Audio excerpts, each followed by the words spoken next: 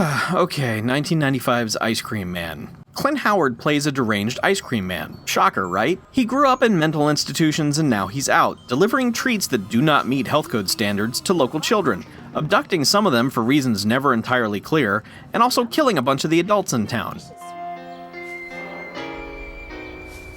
Hey, look out, kid. Peter Graves is sneaking up on you.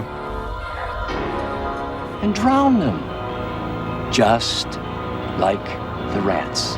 That's what happens when you don't pay the piper. Oh, I guess it's not Peter Graves, it's J. Walter Weatherman from Arrested Development. When a group of kids who call themselves the Rocketeers start to notice that some of their friends are going missing, they set out to discover the truth about the town's ice cream man. You little turds are gonna have to learn you can't run from the ice cream man! I know where you live! You tell anybody, I'm gonna get your mom and dad! Ice Cream Man is a fascinating movie to watch, even though it's not that great. It's an R-rated horror film with barely any gore and zero sexy bits, even though it constantly hints at both. But yet, it stars a bunch of kids having a kid's adventure to stop the evil ice cream man and save their friends. The tone is all over the place, and it's hard to tell if this was a kids movie that they just made too violent, or an R-rated horror film that awkwardly features a bunch of children.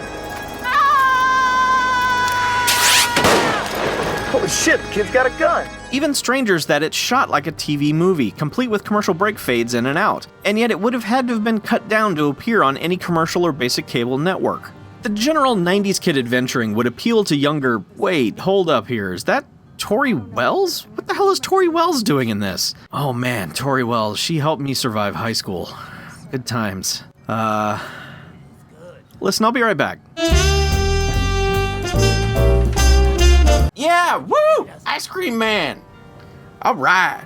Whew, okay. So as it turns out, the director of Ice Cream Man was working under a pseudonym. It's actually adult film director Paul Norman, which explains the presence of Tori Wells since they were married at the time.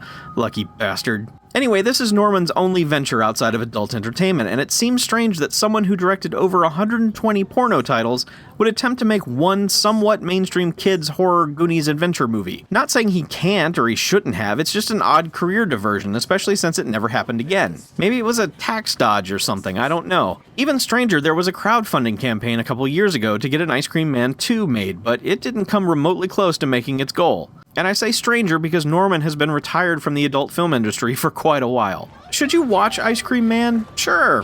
Why not? I mean, it's fine. It's a thing you can watch. It's chuck fine. The 90s kids are very much 90s kids, but they aren't terrible. And the movie won't offend you except for one unfortunate bit early on with the dog. Are we having a bad day? Clint Howard is pretty good with the limited things they ask him to do, and at least it's somewhat interesting throughout, even if you're just spending your time trying to figure out why certain people are in this. And yeah, there's a lot of people you're not necessarily expecting to be here. People like Jan Michael Vincent, David Naughton, Lee Majors' son, Lee Majors II, and David Warner in the film's most nonsensical side plot that goes absolutely nowhere. Heather! Heather! Come quickly! The Archangel Gabriel speaking through your mother again. Heather? But the casting director's true masterstroke is Doug Llewellyn from The People's Court as a grocery store clerk. What on earth do you suppose he was running from? I don't know. Well, maybe you should go in and talk with him. I'm sure once you do that, we can get to the bottom of this. By the way, you're not going to take us to court, are you? Oh.